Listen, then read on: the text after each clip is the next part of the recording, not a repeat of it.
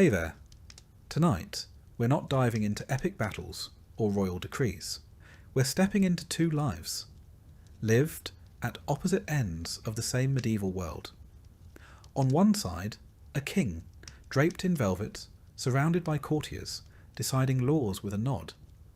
On the other, a peasant, waking cold, working hungry, surviving one season at a time with nothing but grit and calloused hands.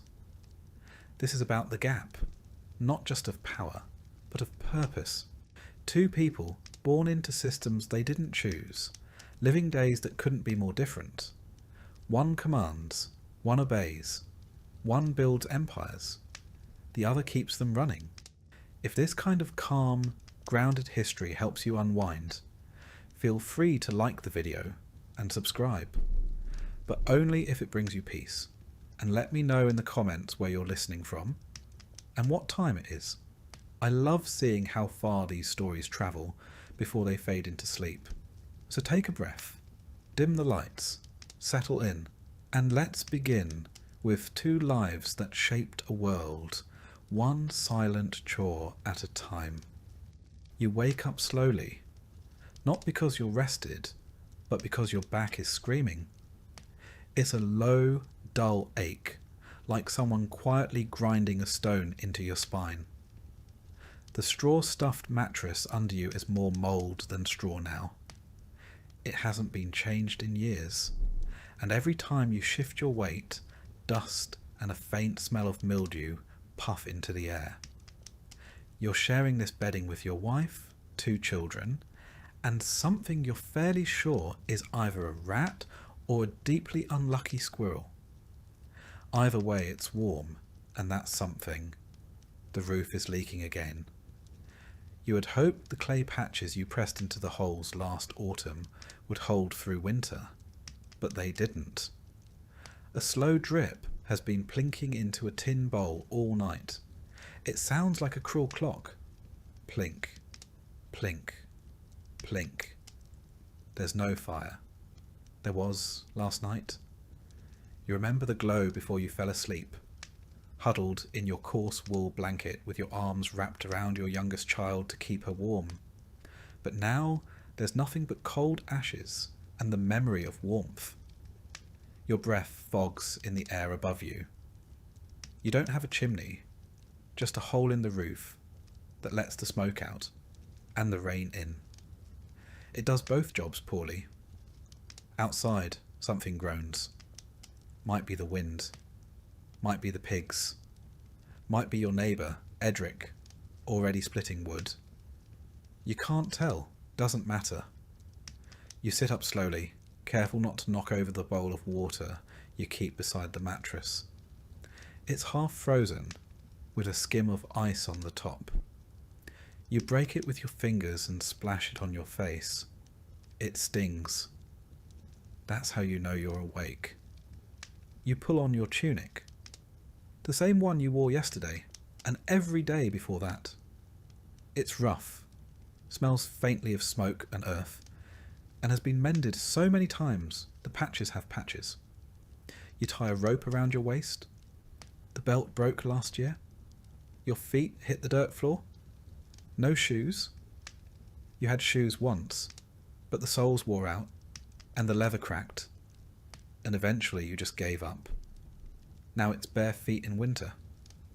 It's not pleasant, but at least you don't have to worry about thieves stealing them. Your home is one room, no halls, no separate spaces.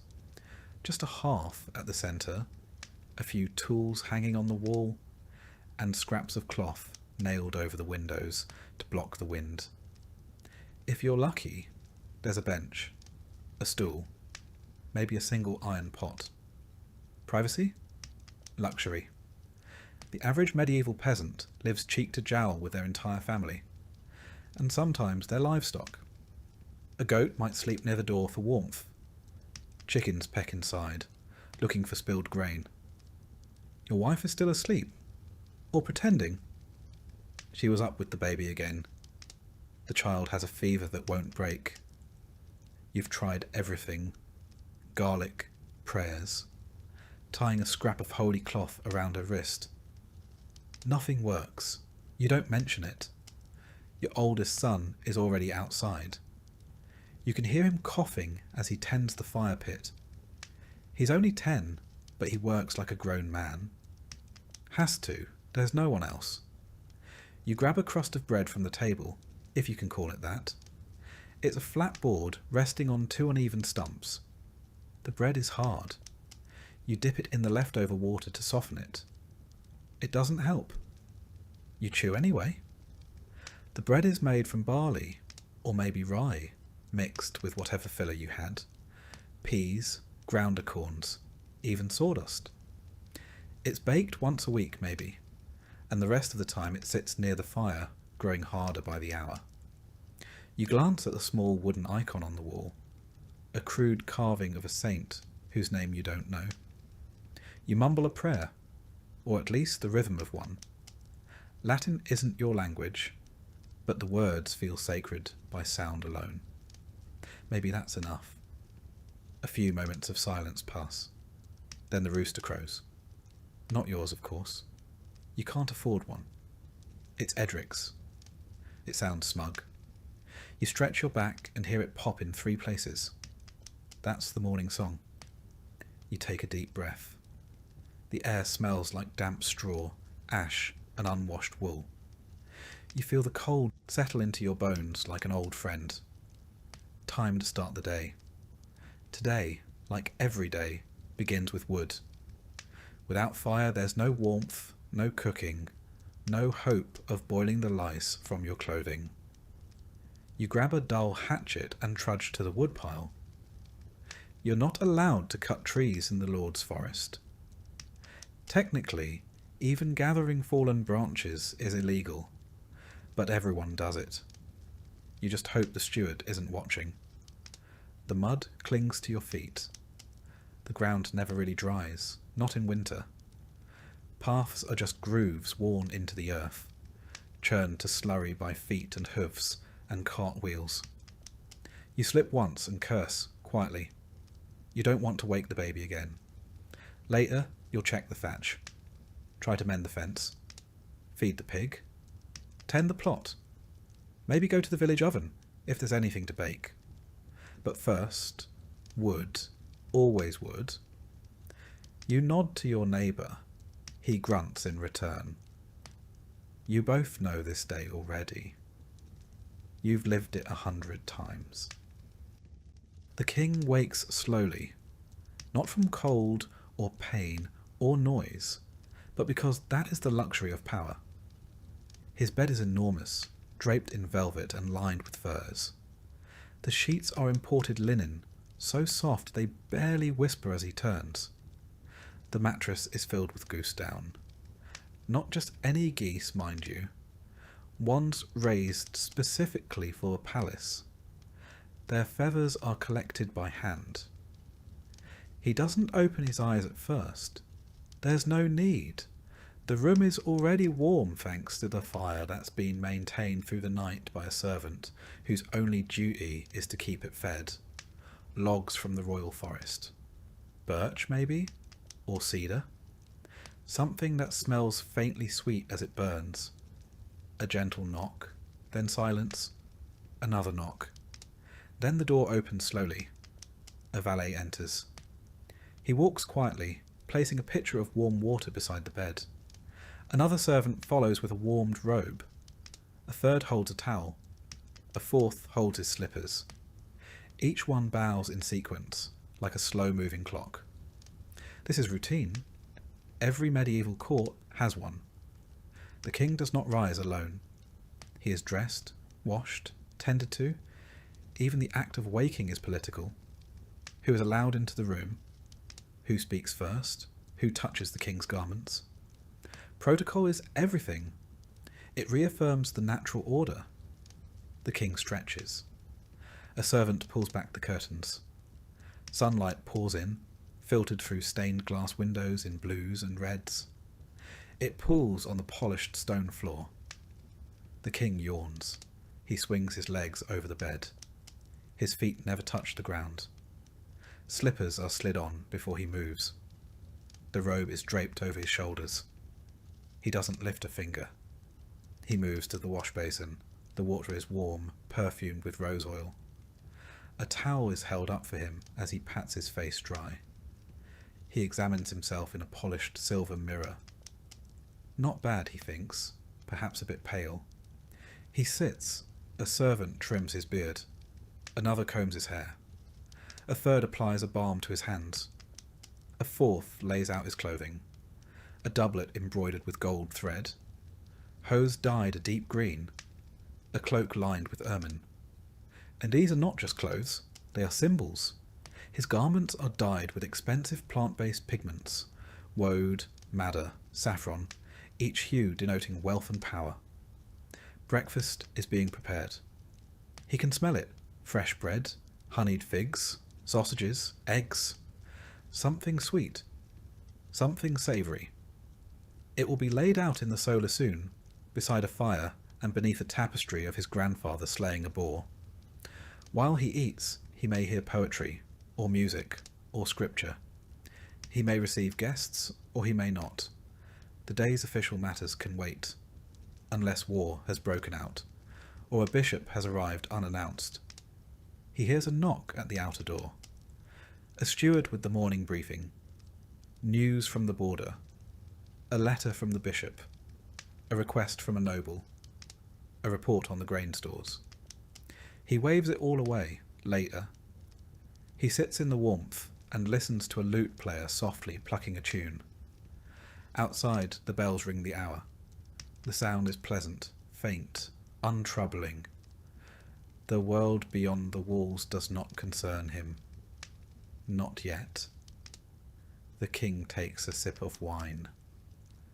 Breakfast can wait. For the medieval peasant, breakfast was not a meal. It was a concession. A small pause between waking and working. A momentary comfort carved from the relentless pace of survival. It rarely came with ceremony, and it never came with choice. The hearth is barely lit, its fire still sulking from the night before. You prod at the embers with a stick and blow gently, your breath fogging in the air. With luck and a bit of kindling that hasn't gone damp in the night, a flicker appears. You feed it carefully until it glows enough to warm the bottom of a clay pot balanced on the edge of a stone. Your hands hover near it, desperate to steal back the warmth the night took from you. There is no table, just a flat board across two stumps, already scorched in spots from balancing pots over open flame. You pull a wooden bowl from the shelf, not quite round, chipped at the lip, and ladle in a scoop of what might generously be called porridge. The recipe is simple: water, some ground barley or oats, a pinch of salt when you can afford it. There's no milk. Your cow, if you had one, died last winter, and the village dairy supplies go mostly to the reeve. The consistency of the porridge is closer to paste than soup. Lumpy, grey, with occasional husks of grain that crunch when they shouldn't. You tear off a hunk of dark, coarse bread, the kind made from a mix of barley, rye, and whatever else can be ground into flour. Wheat bread is for the nobility. White bread is a miracle you've never seen. This loaf is dense, heavy, and days old. You dip it into the hot mush, soften it enough to bite without breaking a tooth, and chew with the patience of someone who knows there's no alternative. Most peasants in medieval Europe began their day with something like this. The term breakfast wasn't even common until later centuries. Instead, the morning bite was a continuation of last night's sustenance. The word itself, breaking the fast, implied there had been a fast to begin with. For peasants, the fast never really ended. Your children sit near you, rubbing sleep from their eyes, already coughing. One of them eats with two hands, the other just stares into the bowl. You tell them to eat slowly. Not because there's more coming, there isn't, but because it's better to stretch the illusion. Your wife drinks weak ale from a cracked wooden cup. It's thin, bitter, and lukewarm, but it's safer than water. The stream outside has a habit of killing chickens and children alike. Boiling takes fuel you don't always have. So the ale, brewed from grain, fermented just enough to kill what the river carries, becomes the drink of choice, even at sunrise. Sometimes, when luck aligns, breakfast includes an onion, or leeks boiled with a bit of fat scraped from the bottom of the meat barrel. But this morning, there's no meat. The pig was slaughtered weeks ago. Its parts salted and hung in the rafters. Most of it went to the Lord, as was required by law, a tax of flesh, bone, and survival. You hear your neighbour cough outside. Edric again. He's already on his feet, already working. You envy his energy. Or maybe you just envy his chickens. He has 3. You have none.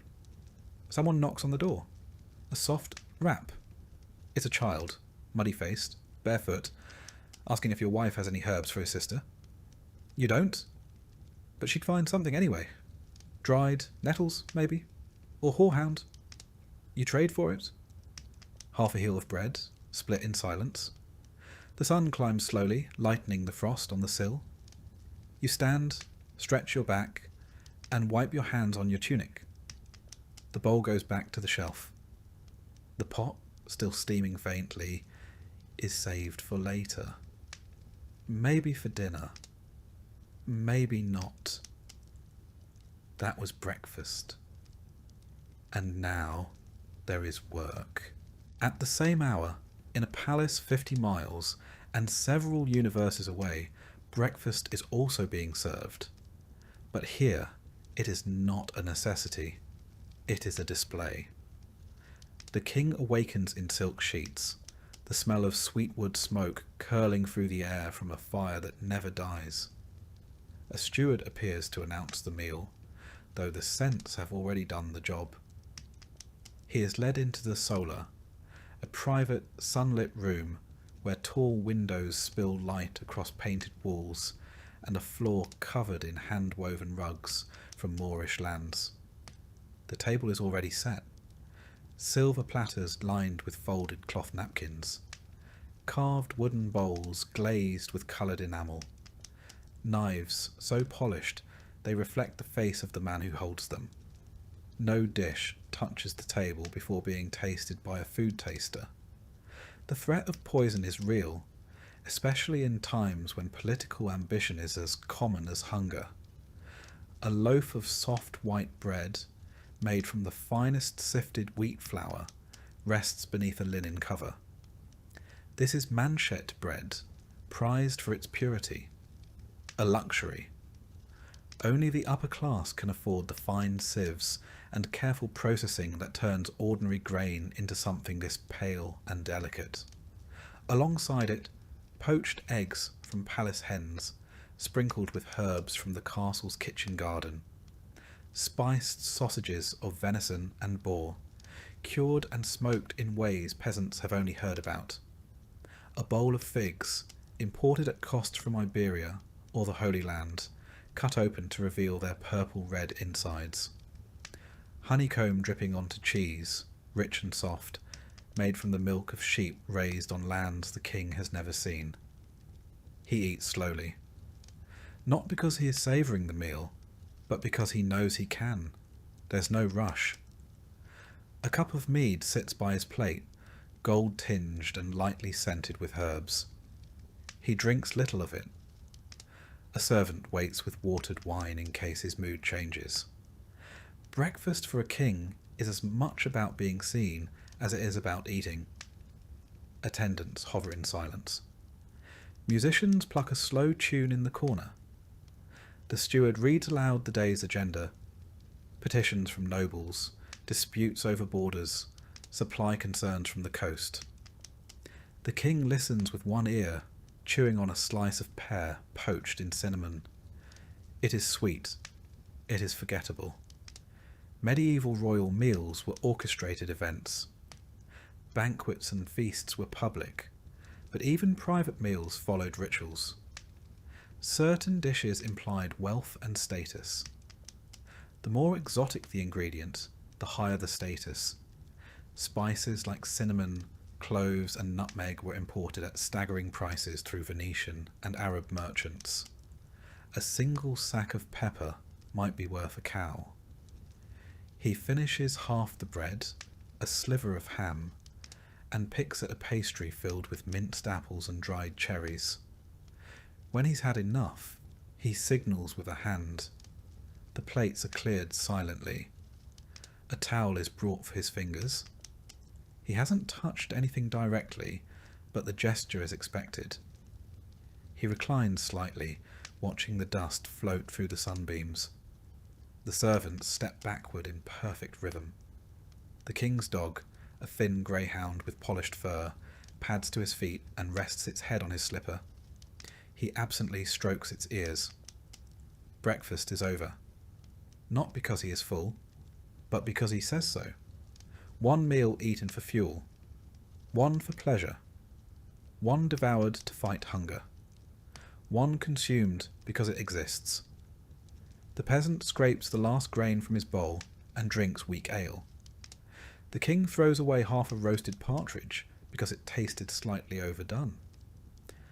The average peasant consumed around 1,500 to 2,000 calories a day when available, mostly from bread and pottage. The average nobleman? Closer to 4,000, with far less physical labour to burn it. Gout, the disease of kings, wasn't metaphorical. Too much meat, too much wine, too little motion. But in the end, neither man truly wins. The peasant walks away hungry, to a day that will demand everything. The king walks away bored, to a day that will offer everything, and ask him to pretend it matters. And so they rise from their tables, both under the same rising sun, one stomach aching with emptiness, the other aching with fullness, neither truly satisfied. You reach for your tunic, not because it's clean, not because it's new, but because it's all you have. In medieval Europe, peasants didn't own wardrobes. They owned a garment, singular. Maybe two if the harvest had been particularly kind. One for work, one for sleeping. Sometimes they were the same thing. Yours certainly are. It's made of rough-spun wool, the fibres coarse enough to scratch your skin raw if you're not careful. The colour? Something between mud and old straw.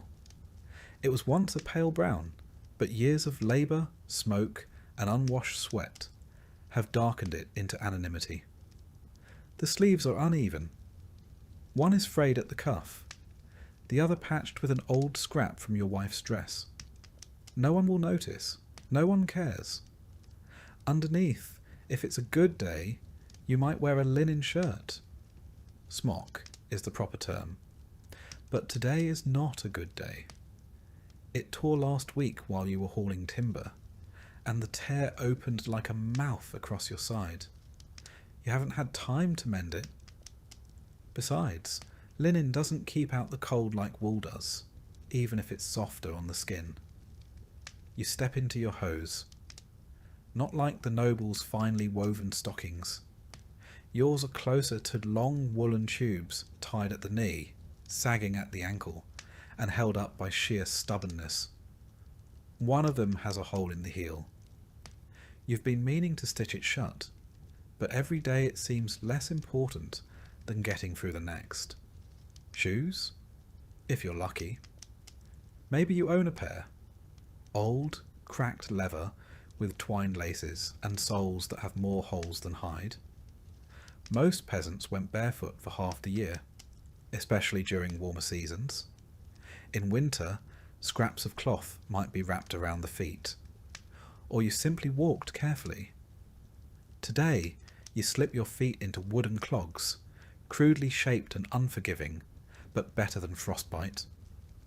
Your belt is rope. It used to be leather, but that cracked and snapped the same year your youngest was born.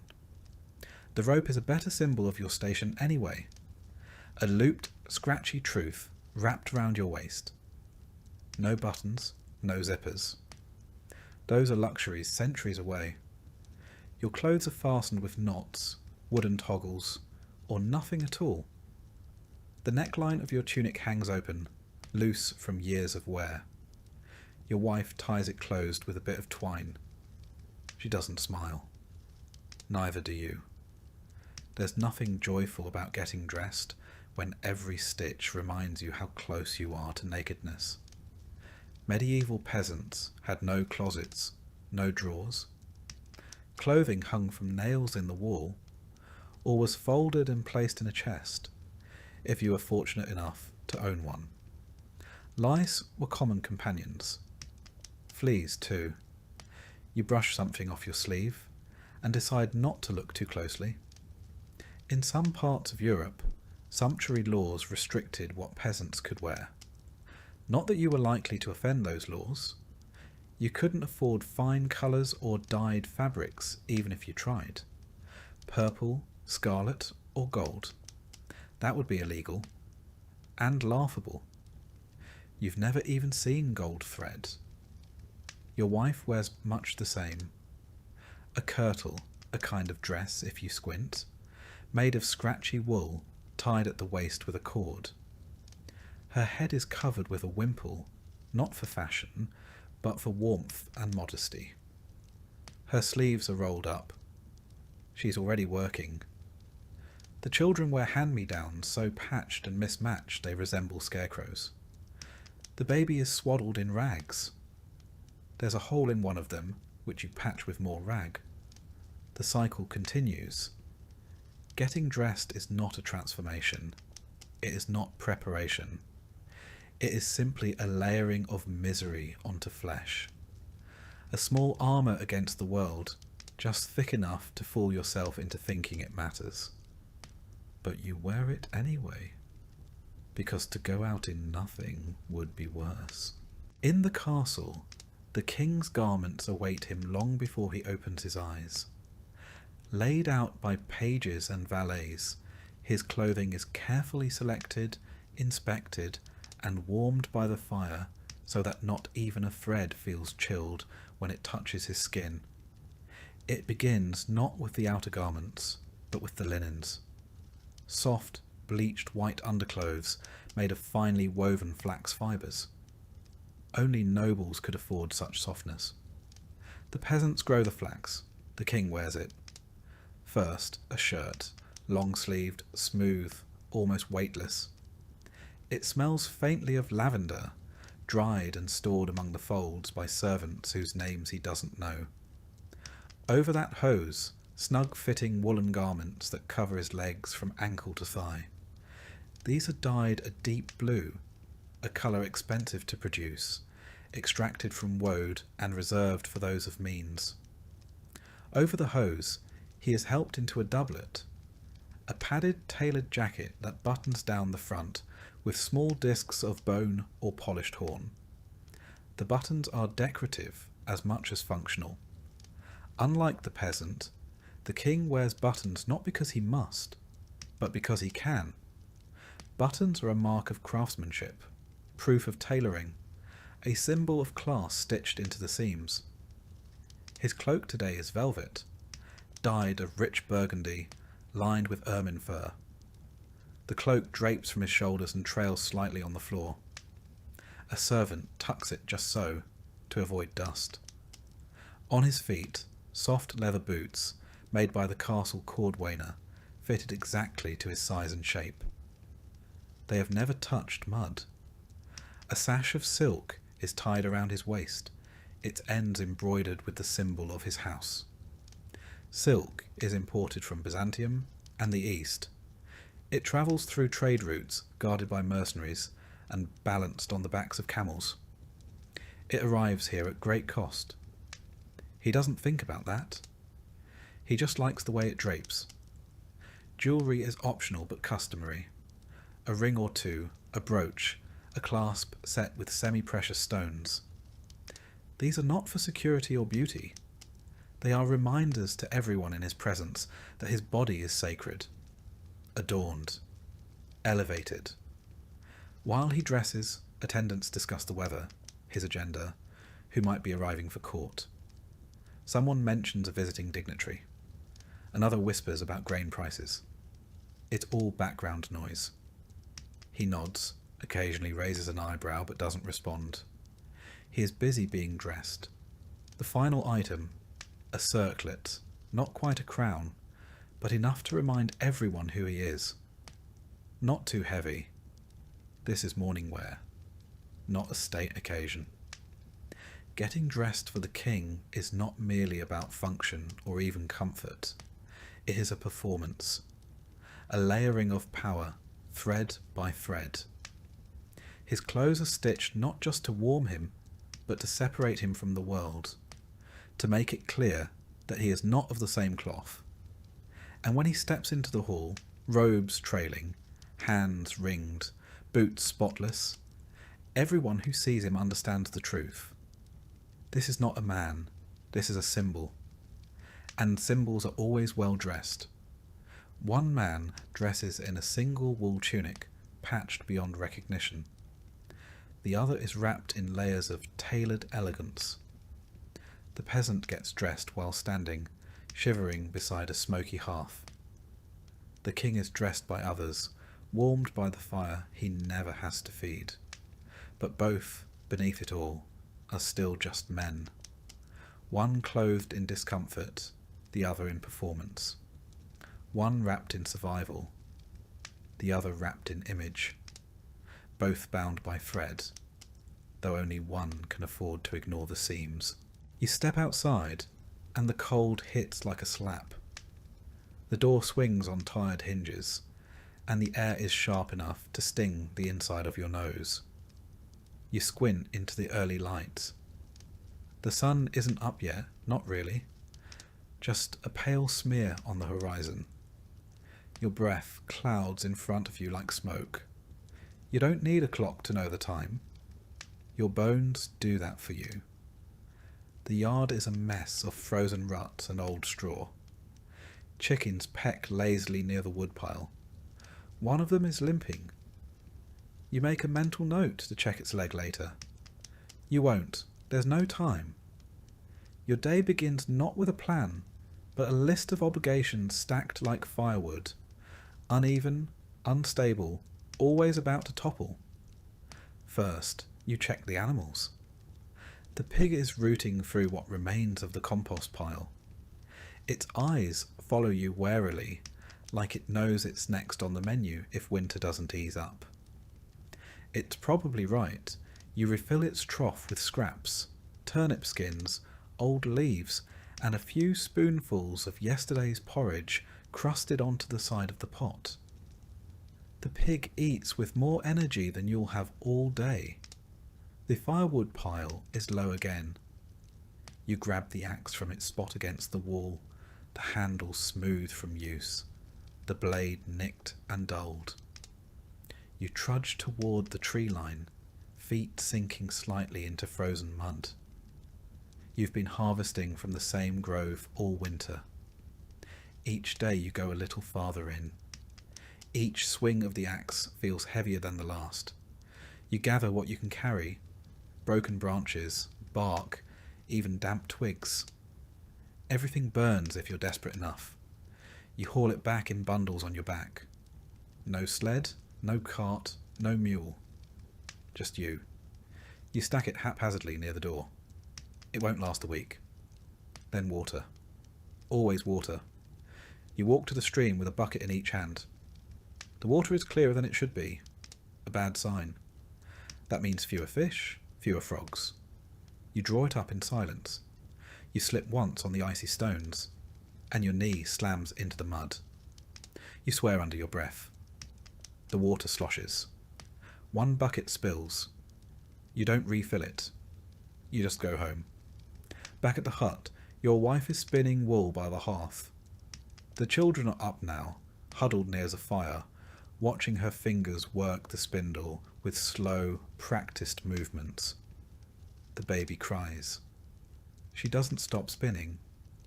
You change into your working tunic, the one with fewer holes near the knees, and wrap a cloth around your head. There's work waiting in the Lord's field. There's always work, and always for someone else's benefit. You walk the mile to the manorial land, shoulders hunched, hands in sleeves. Others walk beside you, men you know, men you don't talk to.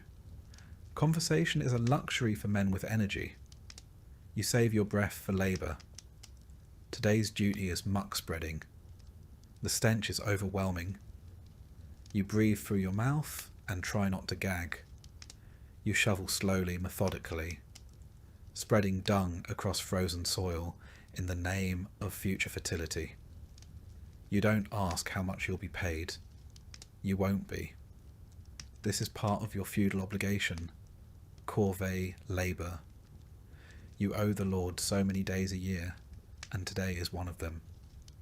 You'll get a nod, maybe some leftover grain if he's feeling generous. You won't complain. You've seen what happens to men who do. In the medieval manorial system, peasants were expected to work their lord's land in addition to tending their own. The balance was impossible. Your own plot withers while you sow his wealth. But to protest is to starve. By midday your hands are raw. Your legs tremble. You've relieved yourself behind a tree and wiped with leaves. Your stomach groans. Lunch is whatever you brought. A crust of bread, a clove of garlic, a slice of dried turnip wrapped in cloth. You chew slowly, seated on a rock, watching the Lord's reeve ride by on horseback. His boots shine. Your knees are stained with filth. You finish eating. There is more work. There is always more. The king's duties begin in the great hall, long after the servants have finished setting it in order. Tall windows spill coloured light across polished floors, and the air is fragrant with herbs scattered to mask the smell of too many bodies in too little space. A scribe stands ready with a scroll. The steward approaches, bowing low. The first item on the agenda is a petition from a noble family requesting permission to build a new mill. The king listens, then gestures. Let the advisors argue. He'll decide once they've worn themselves out. He settles into the high-backed chair, not quite a throne, but elevated nonetheless, and sips wine from a goblet carved with a royal crest. His robe is thick velvet, his fingers heavy with rings. A clerk begins reading aloud the list of grievances from the local burghers. The taxes are too high. The roads are impassable. Bandits stalk the woods again. The king nods occasionally. Mostly he thinks about lunch. A messenger arrives from the northern border. There's trouble, as always. The baron is late with his levies. The peasants there have been refusing to work. He asks if soldiers should be dispatched. The king raises an eyebrow. Only if the harvest is in, he murmurs. The medieval king was not always a tyrant. His days were often consumed with small, grinding details, managing trade routes, hearing disputes, confirming marriages, ensuring vassals remained loyal. His power was vast, but not absolute. Even a king needed to manoeuvre. Through politics, through custom, through the church. A priest approaches with a sealed letter from the bishop. More concerns about heresy in the southern shires. A wandering preacher has been stirring up unrest. The king sighs. He'll let the Inquisition deal with that. The court jester interrupts with a joke. No one laughs until the king smirks. Then the room erupts with polite chuckles. He listens to a minstrel perform a new ballad, half paying attention while his steward quietly counts out expenses from the last feast. The numbers are high, no one questions it. Then come the petitions from the commoners. A farmer with a broken fence and a neighbour with aggressive geese. A baker arguing with a brewer about grain prices. The king listens for a moment, then waves them away. Let the reeve sort it. A hunting party is scheduled for the afternoon. He looks forward to that. A break from the talking. But for now, he returns to his chamber to review letters. His own seal, his own wax, his own ink made from oak galls and iron salts. He doesn't write them, of course. He dictates. The scribe's job is to translate the king's words into something dignified. One letter to a cousin in France, another to the Pope, a third to a mistress in a border town. By late morning, he's spoken to 30 men, heard 20 grievances, signed 15 scrolls, and decided very little. But his presence is enough. He is king, and kings above all must be seen. One man begins his day by shoveling manure, the other by shuffling papers. One earns nothing and owes everything. The other owns everything and earns nothing. Yet both play their roles in a kingdom that demands performance. The peasant labours under the weight of his body. The king labours under the weight of his title. One cannot rest, the other cannot hide. The peasant's duties draw blood. The king's draw ink. You wake up already unclean. There's no moment of freshness, no scent of soap, no warm water on the face. Dirt lives with you, not just under your nails or on your skin, but in your mattress, in your clothes, in your food, and sometimes in your blood. You don't notice it anymore. Or rather, you notice it constantly, and there's just nothing to do about it. There's a bucket in the corner of your hut. It's filled with grey water, the same used yesterday to rinse a bowl or wash your child's feet. You splash your hands into it, then rub your face. It's shockingly cold. You blink. Your skin tightens. You feel more awake, but not cleaner. Soap is rare. When it exists, it's made from lye and animal fat, coarse and stinging, and kept for special occasions. Your wife used the last of it weeks ago to wash linens before a saint's feast. She still has the blisters. You wipe your hands on your tunic, which is already soiled at the waist from firewood, ash, and pig feed. It doesn't matter. You smell like sweat and smoke and old wool. So does everyone else. Medieval peasants didn't bathe often, not because they didn't want to, but because there was little opportunity. No plumbing, no privacy. Water had to be carried, bucket by bucket, from streams or wells. Heating it meant burning precious firewood. The result? A full bath happened maybe a few times a year, more often in summer, less in winter. You couldn't waste warmth. The church preached cleanliness of the soul, not the body. Some monks bathed, but for the average labourer, a wash meant a quick splash of cold water on the face and hands. You've heard rumours of Roman baths, ancient places of steam and marble, but they sound more like fairy tales than history. You pick at the dirt in your fingernails. It's a pointless ritual. You'll be knee-deep in soil within the hour anyway. Your feet are cracked, your knuckles chapped. You have a rash on your leg that hasn't gone away. You think it might be ringworm, or just irritation from your hose rubbing the same spot every day.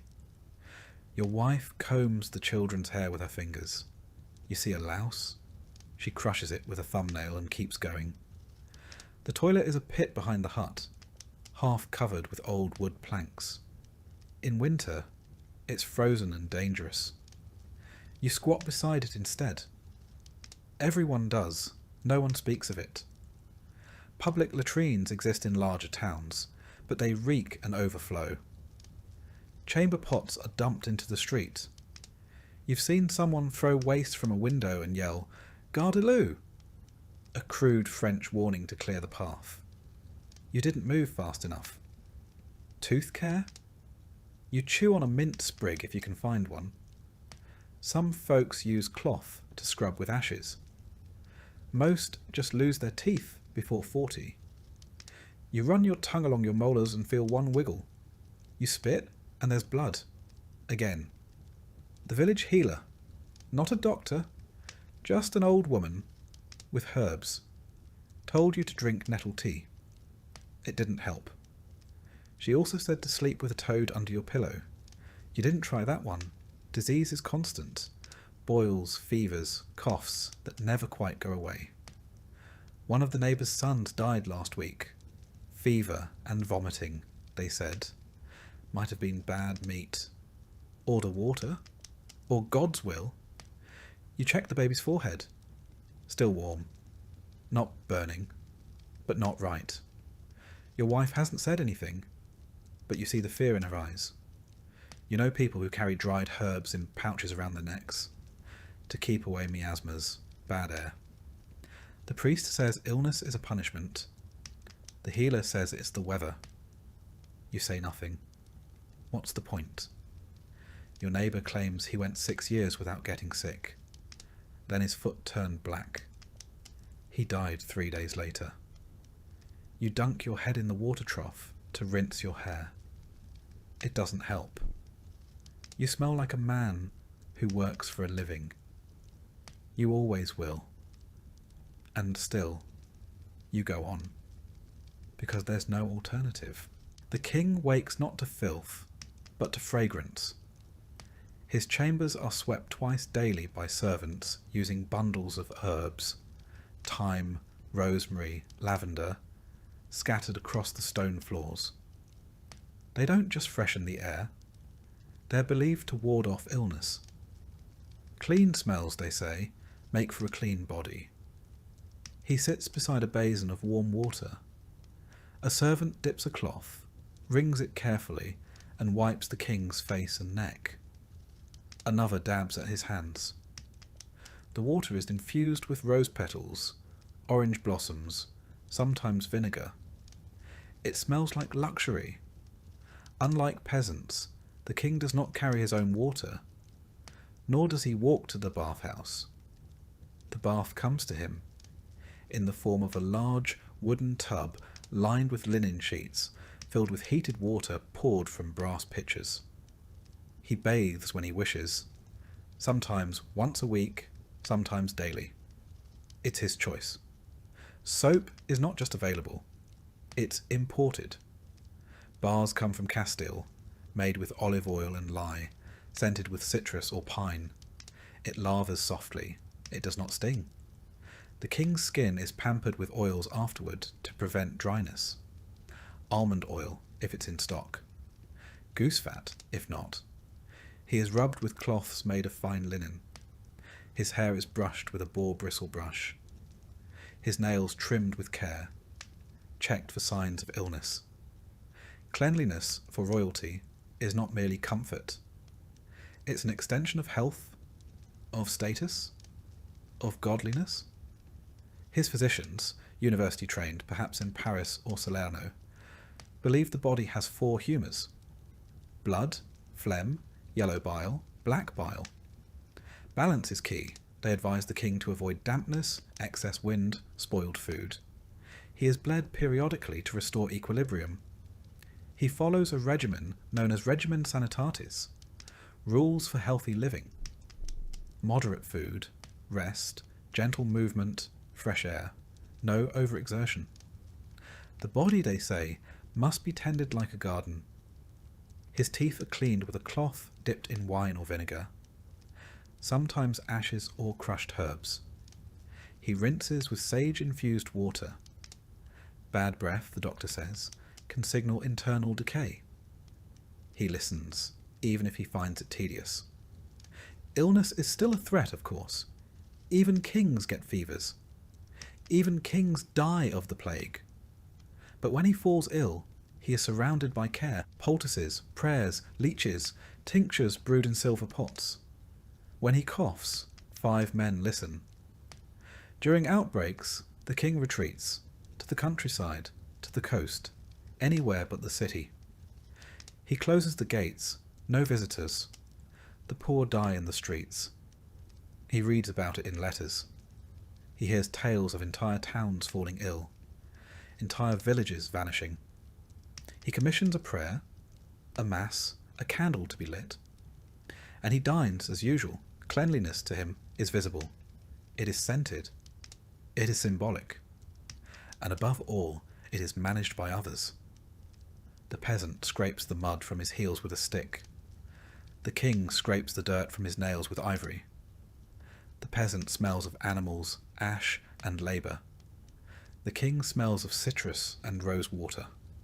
One body is raw from cold water and coarse wool. The other is cradled by steam and silk. But both, in the end, bleed. Both, when cut, scar. Both, when struck by plague, fall the same way. And death, whether in a straw bed or a gilded chamber, does not care for soap. Leisure, for you, is a strange word. It sounds like something for other people. Softer lives, softer hands. You don't have leisure. You have pauses. Gaps in labour where your body aches too much to move, and your thoughts shuffle through boredom and pain. Still, even the lowest peasant finds a way to break the monotony. Because if all you ever do is work, eventually, you forget why you bother to survive at all. The first and most common form of entertainment. Talking. Not idle gossip, although that exists, but stories. Tales told by the firelight when the work is done, when the children have quieted, and the pot is empty. You don't own a book. You can't read, and neither can anyone else you know, but you've heard stories passed down from your grandfather about saints, demons, dragons, and long-dead kings. Some tales are morality fables. Others are barely held together nonsense about animals who outwit the devil. All are told slowly, dramatically, with long pauses and widened eyes. They don't have to make sense. They just have to make you forget your hunger. The village also entertains itself with song. Not in melodies you'd find in a cathedral, but sharp, rhythmic chants. Simple lyrics, easy to remember. Often lewd, always local. You know a dozen that mention someone in your hamlet by name. You sing while you work sometimes. Not because it's fun, but because it helps the time pass. Festivals, when they happen, are the height of joy. The church calendar provides structure. Feast days, saints' days, holy days. These are your sanctioned excuses to stop labouring, to drink, to dance, to gather in the square with others and pretend the year isn't dragging its weight across your back. During the feast of St. Martin, the villagers roast what meat they can spare. You once saw a pig's head carried on a platter, its eyes replaced with onions. Children danced around it. Someone juggled turnips. You drank too much ale and vomited behind the church. It was the best night of your year. Games exist too. No boards, no tokens. Just rocks, sticks, and imagination. You've played Catch the Goose, a game that mostly involves chasing a terrified bird across a field while people laugh. You've bet on who can lift the biggest log. You've watched grown men wrestle in the mud for nothing but pride and scratches. Sometimes a travelling performer passes through. A juggler, a puppet show, a man with a monkey who does tricks for coin. You watched one swallow fire once. You're still not sure how he survived. You didn't have a penny to give him, but you stood in the mud for an hour and watched in silence. And then, of course, there's ale. Weak, cloudy, sour. Brewed in barrels that have never been cleaned. Served in mugs that have never been washed. But it works. It dulls the edge. On a good night, you sit with neighbours, nursing the drink, and listening to someone attempt a dirty joke that's too long and poorly told. You laugh anyway. Not at the joke, at the effort. Drunkenness isn't frowned upon exactly. It's expected. Your Lord drinks too. The priest may warn against excess, but even he accepts a cup during feast days. You've danced in the dirt, barefoot, with someone else's wife. You've sung songs you don't remember. You've fallen asleep under a tree and woken up with leaves in your mouth. It isn't much. It's barely anything. But for a few hours it's enough. For the king, entertainment is an institution, an extension of power, taste and spectacle. It isn't simply about enjoyment. It's about control, presentation, dominance of boredom itself. Each day the king has choices. Music, sport, hunting, dining or the theatre of politics. Each a stage upon which he performs his identity as ruler. In the late morning, a minstrel plays in the solar. Lute, harp, flute. Trained hands plucking chords composed to soothe or flatter. The melodies are composed by professionals, copied by scribes, and performed by those who know their lives depend on the king's reaction. He listens idly. Sometimes he closes his eyes, not out of appreciation, but out of boredom. Then he waves a hand and says, "Enough." The room empties. Later he walks in the gardens. These aren't wild hedgerows like those outside the peasant's hut. They are curated spaces. Ornamental herbs, sculpted topiaries, fountains imported from Italy. Everything arranged to remind him of order, his order. He plays chess with a visiting noble. The board is made of inlaid ivory and lapis. The pieces are hand-carved. The game is long, slow, half conversation, half test. He wins because he must. The noble doesn't mind. He was never trying to win anyway. In the afternoon he hunts. The royal hunt is not a necessity. It's not about feeding the court, it's theatre. He mounts his horse, bred for stamina and speed, wearing a leather doublet, gloves stitched with his crest. Hawks ride on gloved fists. Hounds run ahead. Horns sound. The forest clears for him. The animals are driven toward him by beaters. Peasants with sticks, shouting and stomping through a brush. When the deer appears, he looses his arrow. If he hits, it is a great shot. If he misses, it was a great shot that narrowly missed. The record will reflect it either way. At the end of the hunt, there is a feast. The boar is roasted whole. Game birds are dressed in their own feathers. Wine flows freely. This is not survival. This is abundance. A display of divine favour. The medieval king's court often included jesters, acrobats, storytellers, and even magicians. These performers were well trained, many travelling across kingdoms. A single misstep, a poorly told joke, an insult taken too far, could mean exile or worse. But if they succeeded, they might dine near nobility, gain patronage, or receive a gift of land. He watches a performance. A troupe enacts a play from a distant city, perhaps Paris or Prague. The themes are familiar: betrayal, honour, God. He applauds at the end, even if he barely followed the plot. The hall echoes with approval. No one asks if he enjoyed it. In the evening he may read. Not aloud, that is for clerks. But he listens to books being read to him. Tales of ancient Rome, romances of knights and maidens, treatises on theology. He asks questions occasionally, not always expecting answers. Then music again. Then a warm bath. Then sleep.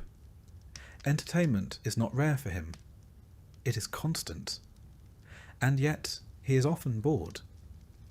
The peasant laughs because it might be the only joy he feels all week. The king laughs because it's expected. One dances in the dirt, in bare feet, to the rhythm of a friend slapping a barrel.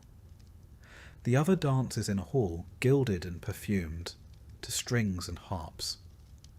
One sings to forget the hunger. The other listens to singers to fill the silence. The peasant waits all year for a single feast day.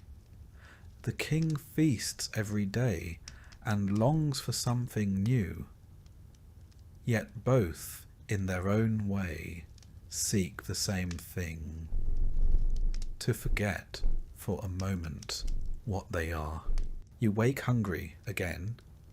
You went to bed with hunger sitting in your gut like a stone, and it's still there, just dulled by sleep.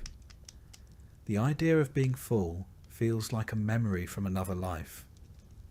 Maybe you were full once, a festival day, a neighbour's wedding, but most mornings, like this one, your stomach starts out quiet and gets louder by the hour. You stir the pot hanging over the hearth. It's yesterday's pottage, still warm from the coals, thick like glue and brown like mud, bits of barley, a turnip chunk, a wilted leaf. You ladle a scoop into your bowl. There's not much left, so you give the bigger share to your eldest child. He doesn't thank you. He just eats like a dog that doesn't want to be seen.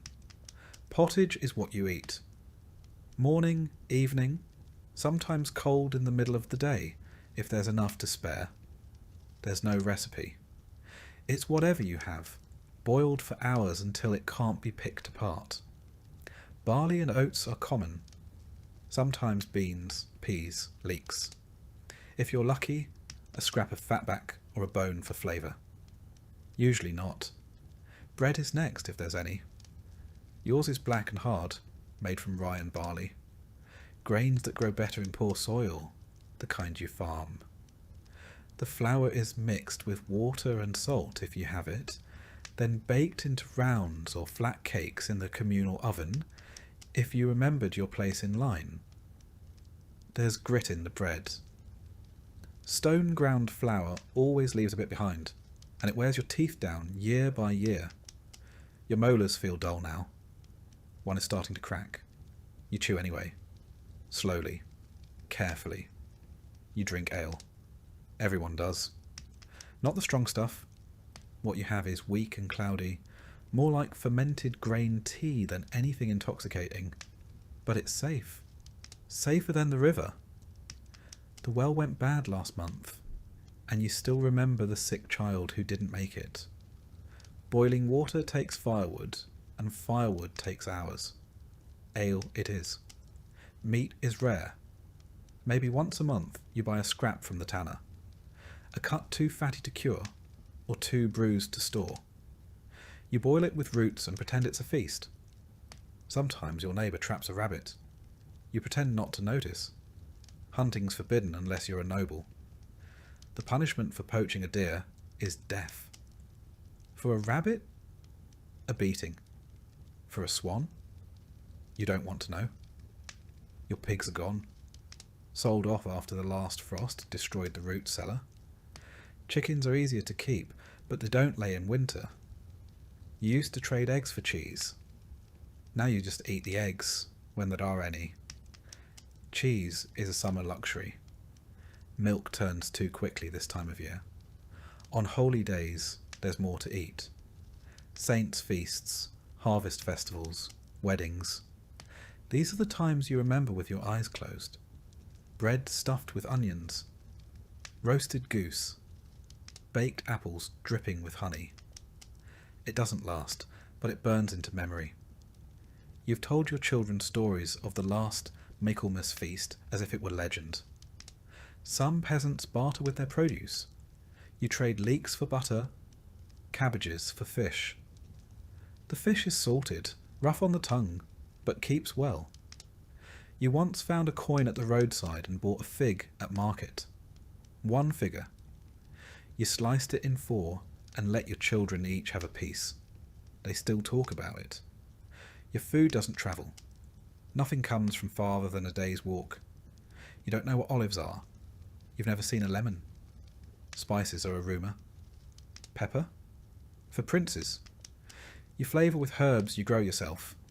Thyme, mustard leaf, horseradish root. You salt when you can. More often you don't. Your wife cooks. She stirs, strains, kneads, and lifts pots that steam her face red. Her hands are always red and cracked.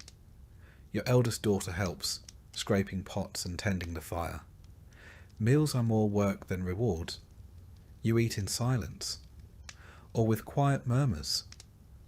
No time for talk. You eat to finish.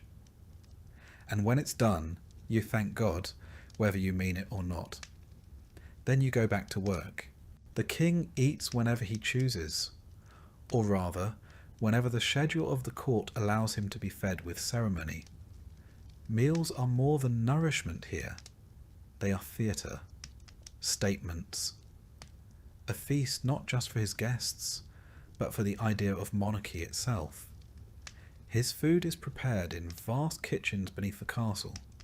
Whole departments exist to coordinate the supply of game, fish, vegetables, spices, bread, and wine.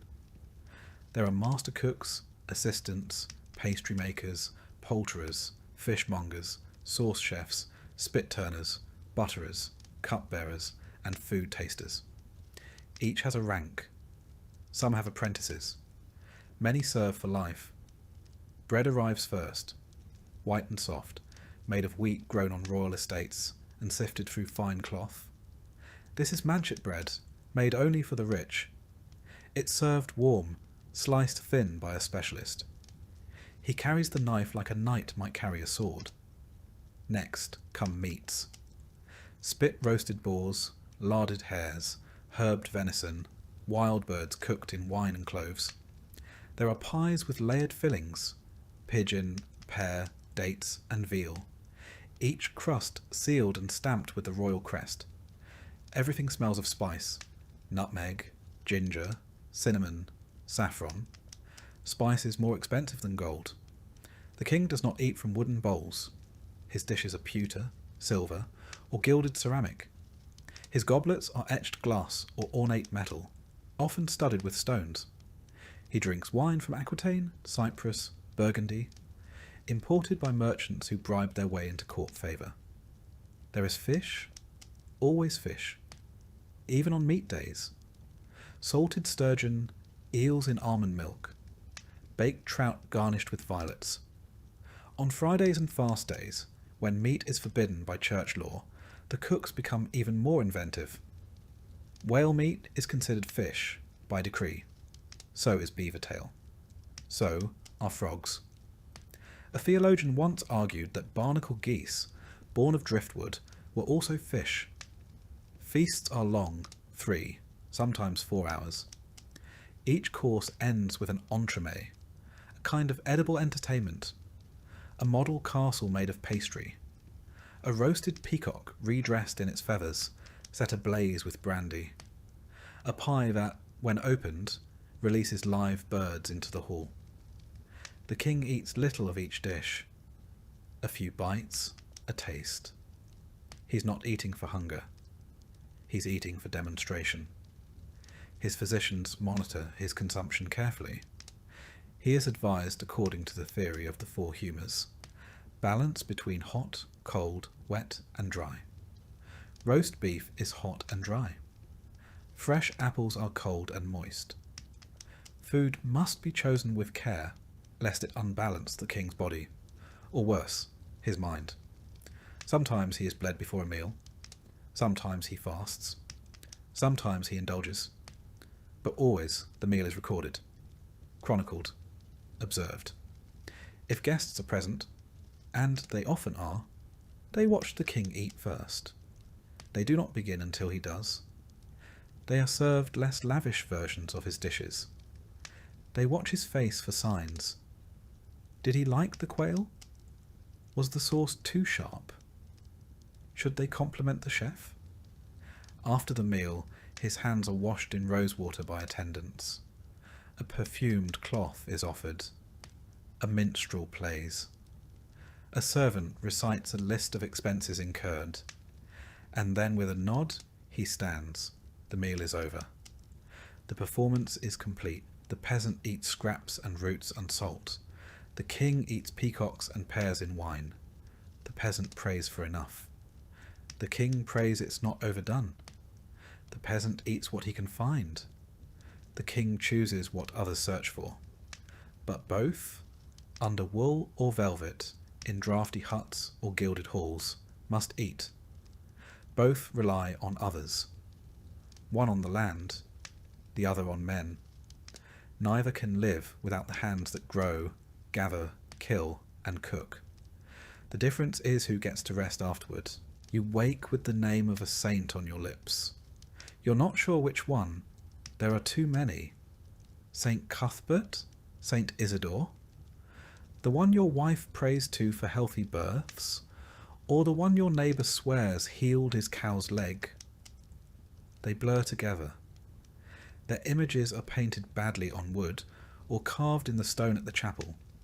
Flat eyes and bent fingers, holding books, staffs or babies. They all look tired. You feel the same. Religion is not something you think about.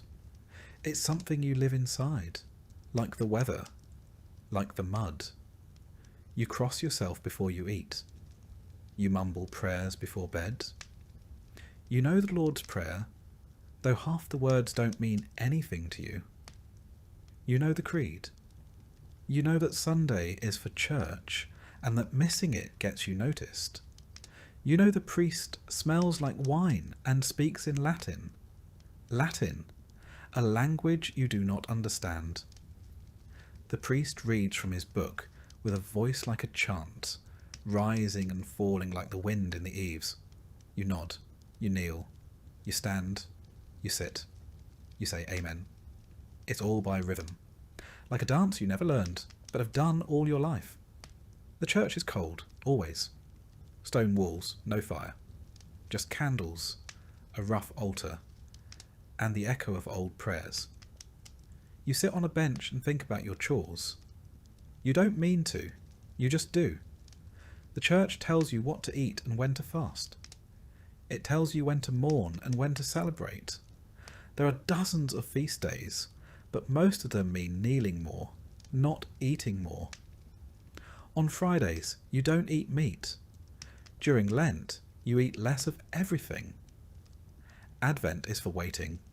Easter is for singing. Christmas is for huddling close to the fire. The priest is not poor. He has a servant, a fat goose, and shoes without holes. He doesn't till the soil, but he talks about sin with the confidence of someone who's never had to lie for a crust of bread. Still you listen. He buries your dead. He blesses your fields. He might even know your name. When things go wrong, when a child is born sick, or a cow refuses to milk, or the weather turns against you, you look for meaning, for punishment, for sin, for someone to blame. You tie herbs above the door, light a candle, leave a coin at the chapel. You mutter to St. Bridget, or St. Blaise, or St. Jude. You aren't sure which one helps with fever. You try them all. You've heard of people who stopped going to Mass. They vanished, or starved, or had their thatch catch fire in the night. You don't test those stories. Superstition isn't separate from faith. It's just the part the priest doesn't talk about. Your wife hangs charms over the cradle. Your neighbour buries nails at the corner of his field. You carry a bone in your pouch, just in case. The seasons change with the saints. Michaelmas brings the harvest. Candlemas starts the thaw. Midsummer's Eve is a night for fire and fear, when spirits walk and old magic stirs. You've jumped over the fire with bare feet. You've thrown salt into the ashes. You've whispered things you wouldn't dare say aloud. There's a woman outside the village, an herbalist, maybe more. Some say she's a witch. Others say she's just clever. You went to her once when your youngest was sick. She gave you a sack of dried nettles and told you to burn it while singing. You did. The fever broke the next day. Coincidence? God? Her? You'll never know. That's the point. You believe because belief is what keeps you sane. Because it gives shape to fear. Because if you don't believe, what's left? Just cold, just hunger, just death? So you believe. Even when you doubt, you believe. The king prays too, but his prayers are written by others. In the chapel attached to the royal palace, he kneels on cushions, surrounded by marble and stained glass. He holds a prayer book, a psalter illuminated in gold and crimson, with saints drawn in miniature. The words are in Latin, but he has been taught them since childhood. He knows when to bow, when to pause, when to look solemn. His faith is not just personal, it is political. Monarchs in medieval Europe ruled by divine right, their authority sanctioned by God, their power confirmed by coronation and anointing. To doubt the king was to doubt heaven itself. The king has confessors, bishops, and chaplains. He speaks with archbishops about church lands, tithes, theological debates. He funds monasteries and orders mass for the souls of his ancestors. He appoints clerics. He consults with Rome. He does not question doctrine, he shapes it. He observes holy days with ceremony, Easter, Christmas, Corpus Christi. The palace fills with clergy, incense, chant. Meals are altered, penances assigned, gifts offered to shrines. The performance is elaborate and necessary. But the king's religion is not always about belief. It's about structure, about order. The church records births, marriages, deaths. It legitimizes rule. It grants approval. It threatens excommunication. For the king, the church is an institution, a partner and a rival, a mirror of his own power. Still he believes, in his own way. He believes because the system would collapse if he didn't. He believes in divine order, in moral duty, in eternal reward. And yet, he too fears what lives outside the liturgy. He fears omens, eclipses, comets, strange births. He fears prophecy, dreams, the muttering of madmen. He wears relics under his cloak, a saint's tooth, a splinter from the true cross. His armour has a cross etched inside the breastplate. He believes it protects him. He consults astrologers. He reads horoscopes. His advisors tell him which days to travel and which to avoid. Before battle he fasts. He hears mass. He takes communion. He believes it will turn the tide. When plague strikes, he orders public prayers. He funds processions. He closes the city gates. He retreats to the countryside. He commissions masses for the dead. Thousands of names read aloud, night after night. He has seen what faith looks like in desperation. He has seen villagers flog themselves in the street, begging God to spare them. He has seen men weep in front of statues. He has seen the bones of saints carried through mud. He believes, but he does not trust. He rules the body of the realm. The church claims the soul. And both know that if one crumbles, the other soon follows. The peasant clutches a wooden cross and whispers a desperate prayer. The king kisses a jewelled crucifix and signs a royal decree. One lights a candle for luck. The other funds a cathedral. One is told that suffering brings salvation. The other is told that power confirms holiness. Yet both fear the same silence after death. Both kneel in different places, on different floors, wearing different clothes. but both pray to the same God, and both hope they are being heard. You wake before the light, not from a rooster's crow, he's late as usual, but from the sound of your joints cracking as you roll upright on a straw mattress that smells of mildew and years of sweat. You rub your eyes, try to remember if today is your turn to haul water or your son's, and reach for the same coarse tunic you wore yesterday and the day before. You are not free. That's not something you say out loud. It's not a thought you entertain often, but it lingers in your ribs, in your hands, in the rhythm of your life. You are a serf, bound to the land. Not a slave, not in name, but near enough that the difference hardly matters. Your lord owns the ground beneath your feet. You simply borrow its surface, one furrow at a time. Today's labour is predictable. Muck the stalls, collect firewood, repair a fence flattened in the storm. Tomorrow it might be threshing grain in the manor's barn, or ferrying a barrel of ale to the Reeves' house, or helping with the sheep. Work does not rotate with fairness, only with need, and need never sleeps. Each season comes with its own torment. Spring is planting, endless hours hunched over rows of soil, pushing seeds into earth still clinging to winter's chill. Summer means harvest, and your fingers blister as you reap barley and hay until your tunic clings to you with sweat. Autumn is the rush to preserve, salting meat, storing apples, bottling what little beer you've brewed before it spoils. And winter? Winter is endurance. Cold seeps in through the thatch and into your bones. You wake stiff and hungry, go to sleep hungrier still.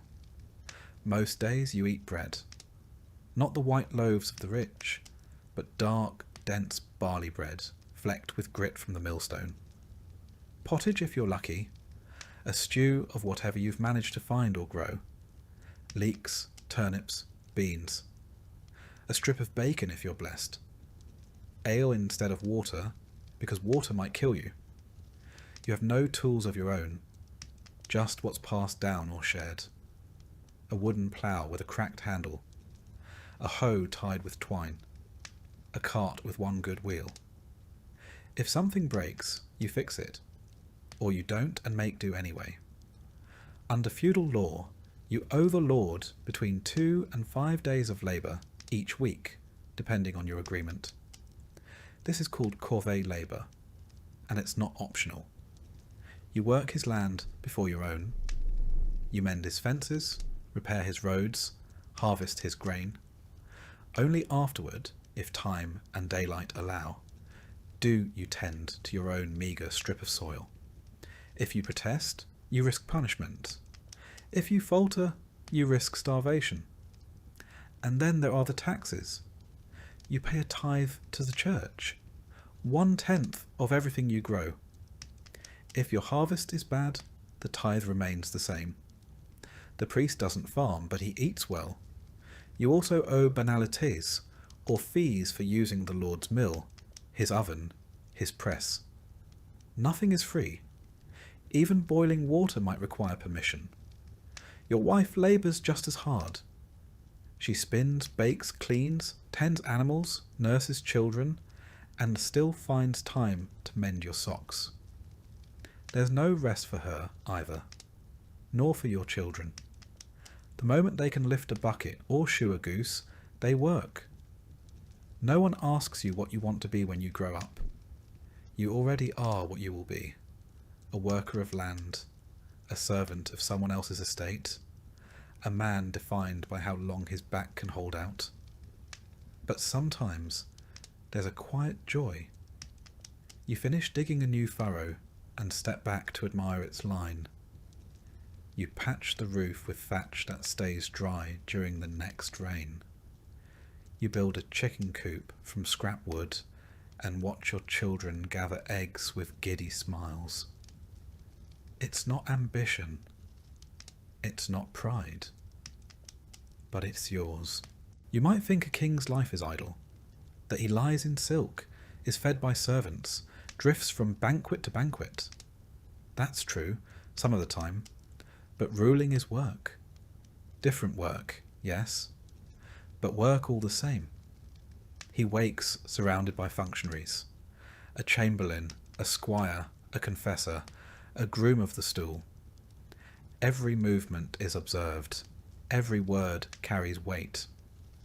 He is expected to be the embodiment of divine order, the cornerstone of a realm stitched together by loyalty and law. His day begins with council. The royal household is a bureaucracy. Treasurers count coin, stewards manage land, scribes track correspondence. The king listens as they list problems: border disputes, unpaid taxes, bad harvests, rebellious barons. He must decide what to do. His decision becomes law. He spends hours holding court, some of it ceremonial, knights seeking titles, nobles pledging fealty. Some of it judicial, cases of land theft, marriage disputes, accusations of treason. His presence alone influences the outcome. One raised eyebrow can sway a sentence. Kings are also diplomats. He arranges marriages like chess moves. One daughter to seal peace with Aragon, a nephew sent to marry a distant duchess. Alliances made not with treaties, but with bloodlines. He governs warfare too. In times of peace he trains, reviews armories, sends funds to fortify castles, approves levy rosters. In times of war, he commands, directly or through trusted generals. Many medieval kings ride to battle themselves. Some die there. His signature controls currency. A decree to mint more silver coins, or to debase the currency slightly, ripples across trade networks. He must think like a banker, a warlord, and a priest, all while keeping the nobles happy and the peasants quiet. Even feasts are work. He sits at the centre, radiant with wealth, a living symbol of stability. His food is inspected, his wine poured by protocol. Every bite is a message. To eat too much is gluttony. Too little, ingratitude. He meets with bishops, abbots, and papal legates. The church is both ally and rival. The king may fund monasteries and cathedrals, but he's also wary of Rome's influence. A single excommunication can undermine his throne. Sometimes, in a quiet hour, the king reads, or listens to a clerk read aloud, books of law, chronicles, religious texts. He must be informed. Ignorance is weakness. He must also project health. A weak king invites rebellion. So he rides, he hunts, he leads processions, he is seen. Visibility is a kind of labour, exhausting, unending. Even his sleep is guarded, his dreams not fully his own. He doesn't dig ditches, but he holds a realm together. And that's no small task. The peasants' hands are calloused from earth. The king's are calloused from decisions. One sweats in the fields, the other sweats in the throne room. One's misstep means hunger, the other's misstep means rebellion. Both are watched, one by the steward, the other by his subjects.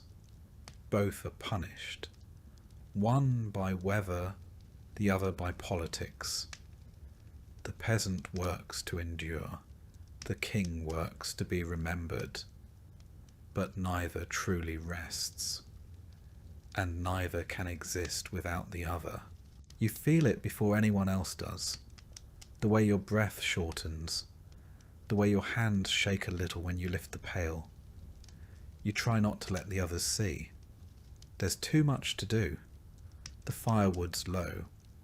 The roof leaks again. There's turnip rot in the cellar. You sit more often, tell your children to fetch this or that. You smile when they obey, though inside you hate needing help. You were strong once. You worked from sunrise to nightfall. You built things with your hands. You never thought about how many winters were left until now. The pain gets worse. There is no doctor. There's no diagnosis. You do not know if it's your lungs or your liver or just your body deciding it's had enough.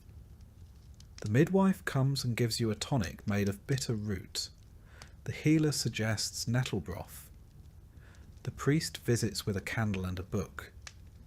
He asks if you are ready to confess. You are. Not because you think you've sinned more than anyone else, but because that's what you do. You confess. You receive the last rites. You try to die with dignity, even if the straw beneath you is wet and your wife is weeping into her sleeves. In medieval villages, death is part of life. The average life expectancy hovers around 35, but it isn't because people drop dead in their 30s. It's because children die often, and women die in childbirth, and accidents and illness don't wait. If you survive past childhood, you might live to 40, maybe even 50, but it's rare to see 60. Your family gathers. They're quiet. They don't ask questions. They know. You try to say something meaningful. A lesson. A joke. A goodbye. You try to remember your father's face.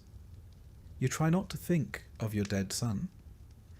You think about the fence you never fixed, and the new tools you can't afford, and the wheat you planted that someone else will harvest. There is no funeral procession. There's no tombstone. You're buried behind the church, maybe with a wooden cross, if there's time to carve one. The priest says words in Latin.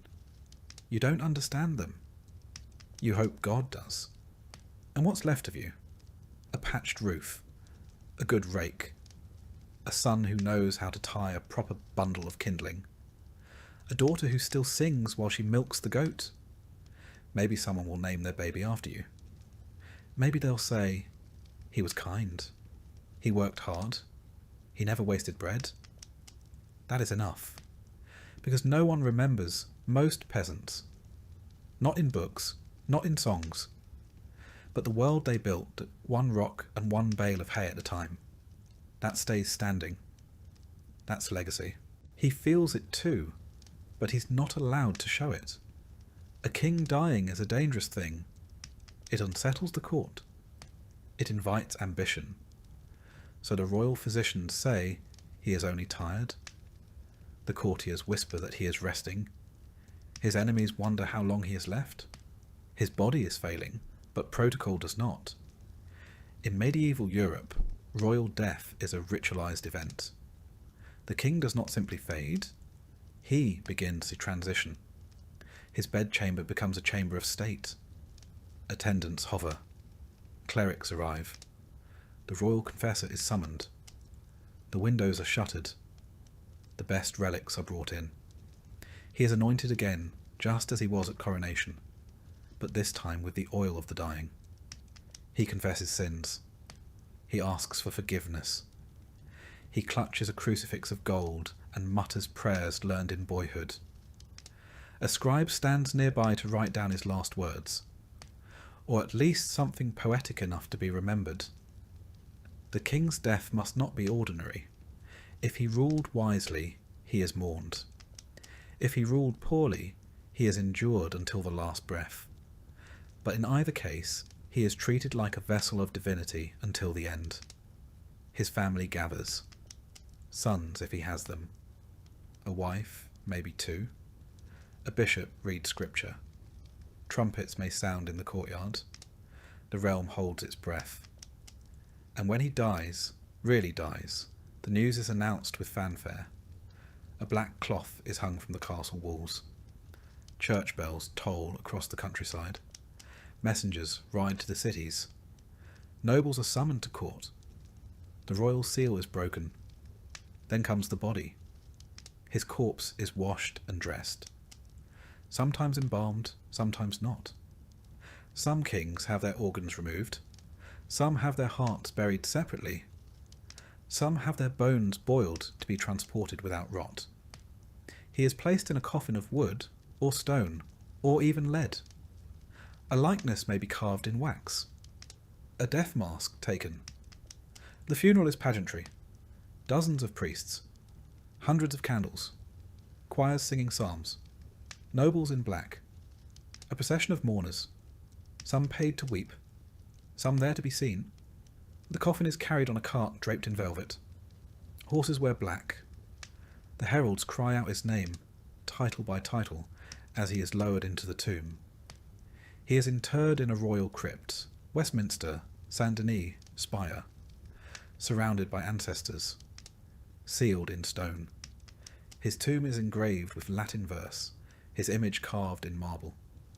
His sword may lie beside him. A crown may be placed at his feet. Sometimes he's buried with coins, relics, even jewels. His will is read. His heirs named, succession confirmed. But the kingdom does not rest. Wars break out over inheritance. Bastards rise to claim legitimacy. Queens remarry. Parliaments quarrel. One king dies. Another takes his place, always. And what remains of him? A law that bears his name. A cathedral funded by his tithe. A portrait in a dusty hall. Maybe a chapter in a chronicle, penned by a monk who never met him. But more often, his memory fades, overwritten by the next war, the next tax, the next king. The peasant lies beneath earth and stone. The king lies beneath gold and marble. One is buried by neighbours, the other by nobles. One rests beside a ditch, the other in a crypt, but they are equally still. Time forgets them at the same speed. The world turns without them. Grass grows over the grave. Language shifts. Stories blur. In the end, legacy isn't a statue or a monument. It's the echo of your labour. The bread you baked that fed a child. The wall you built that stood another winter. The law you passed that outlasted your bones. The song someone still hums without remembering where they learned it. All things fade, but some things endure, in work, in memory, in silence. And when both the king and the peasant have crumbled to dust, the only difference is how long it takes the wind to blow their names away.